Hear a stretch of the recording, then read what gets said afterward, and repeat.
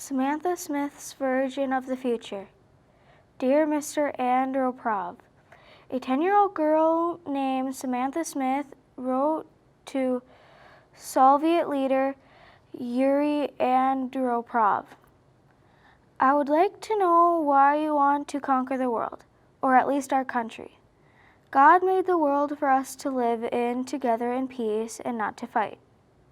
Samantha's letter, which also expressed her fears of a nuclear war between the two superpowers, actually made its way to Andropov, who not only responded, but invited Samantha and her parents to come to the Soviet Union as his personal guests. Although only 10, Samantha was intelligent, articulate, and personable girl who became an overnight celebrity as a result of this simple letter. After her 1983 visit to the Soviet Union, she traveled extensively throughout the world as a symbolic ambassador of peace. The Greek philosopher Aristotle theorized that the goal of any argument is to persuade the audience that the speaker's ideas are valid or more valid than the ideas of an author, individual, or of a current practice or ideology. He divided the meanings of persuasive appeals into three categories: ethos, pathos, and logos. On December 26, 1983, Samantha shared her vision of the future with an audience in Japan. Using her artistical rhetoric, we will examine Samantha's appeal to this and other audiences during the mid-1980s. Particularly the pathos, or Samantha's emotional connection to her audience, which was her strongest appeal. Today, we are not here to look backward at all. We are here to look ahead. I spent the last several weeks picturing myself in the year 2001 and thought of all the things that I would like in the world to be 18 years from today. First of all, I do not want to have these freckles anymore, and I want this tooth straightened. And I hope I'll like the idea of being almost 30. Maybe it's because I've traveled a lot, and maybe it's because I've met so many wonderful people who look a little different from the way I look. Maybe their skin, or their eyes, or their language is not like mine. But I can picture them becoming my friends. Maybe it's because of these things that I think the year 2001 and the years that follow are going to be just great. Samantha's vision accomplished many things, but mainly she focused on her belief that in fewer than 20 years, she would be using computers to improve the standard of living for all humanity, and not for mere financial gain.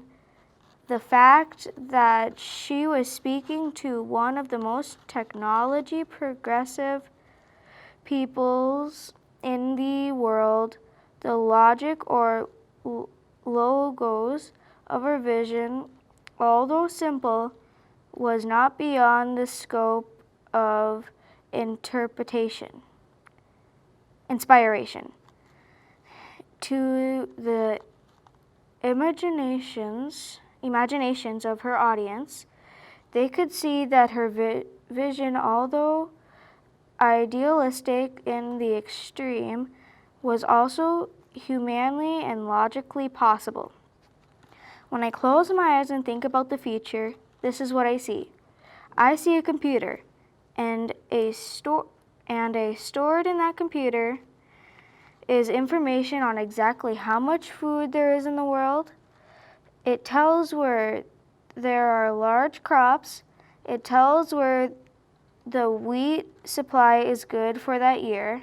And it also about the crops of corn, rice, and potatoes. And it won't forget about the beef and poultry and fish. This computer will also show where the people are who don't have enough food. By the year 2001, the computer can also tell us where the ships and airplanes are that can take the food from where it is directly to the people who need it. And when I close my eyes, guess what?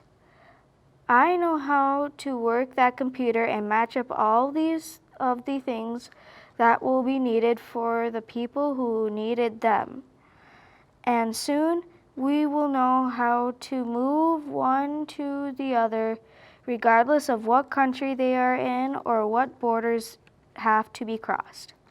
Samantha's vision of 2001, technology speaking, were realistic as the greatest minds in Silicon Valley were the making of new and unparalleled leaps at the time of this speech. Her idealism was beyond 1980s logic. However, to a time when in her forward-thinking philosophy, when the people of the world would be more of a global population, one with greater interest in human well-being than in money and war. Her vision is one that is still dreamed of today by people who do mission work. Join the Peace Corps, Doctors Without Borders, and other humanitarian groups.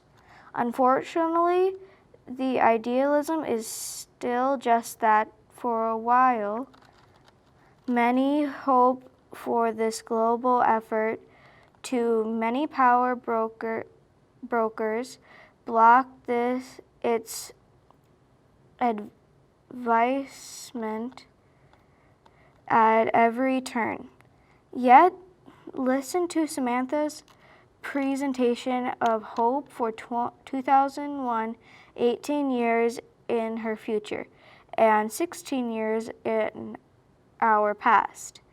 And ask yourselves, what all that we are capable of through technology, in her vision impossible? Or is it just one that would remove the power that directors hold over their people and the strong countries hold over weak ones? My computer in 2001 will transfer good food, good shelter, and good clothing to the people who need them.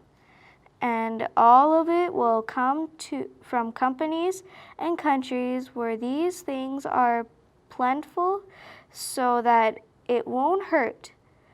What my teacher calls the balance of trade.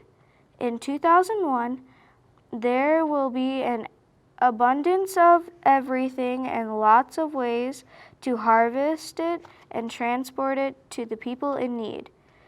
By the way, my computer is made up of microchips and wires and electric gizmos from probably 158 countries. It is a very friendly international computer. And I hope you'll join me in 2001 to help push all the buttons. Samantha Smith was most certainly lacking the characteristics traditionally associated with the Aristotle's final appeal of ethos, which refers to the speaker's reputation as it exists, indefinitely from the message or the experienced record and proven certainty of the speaker. After all, what could a 10-year-old possibly prove that world leaders so far had not? Still, however, idealistic Samantha's vision of the word 2001, people agreed with her. And according to Progress Per Society, an online report, last accessed November of 2006, the Earth today could feed, clothe, and house 2 billion people, which is nearly double of the world's population. Idealistic or not, Samantha Smith was right, and she gained the attention of common people and political leaders across the globe with her innocent, yet articulate speeches given nearly a dozen countries in 1983, 84, and 85. Her use of humor and utter sincerity endeared her to audiences everywhere. She always ended her speaking engagements on a light note, as she did in Japan on this occasion. Nothing of the absence of her father, Arthur Smith, her usual traveling companion. My father, who is back in Maine, didn't help me with the end of my speech, so he'll probably be surprised when I say, "Why don't you all come back home with me and meet my friend there?" Her audience laughed, but tragically, the girl who envisioned a kinder world did not live to see the future of her dreams, or even the future of reality. Samantha Smith and her father were killed in a plane crash in 1985 when she was only 13 years old. But her short life, a legacy for us all to do what we can make the world a better place and to do our part to reach other people in need throughout the world without conflicting ourselves to the borders of countries and continents. Who knows? Maybe someday her vision of the future will be possible after all.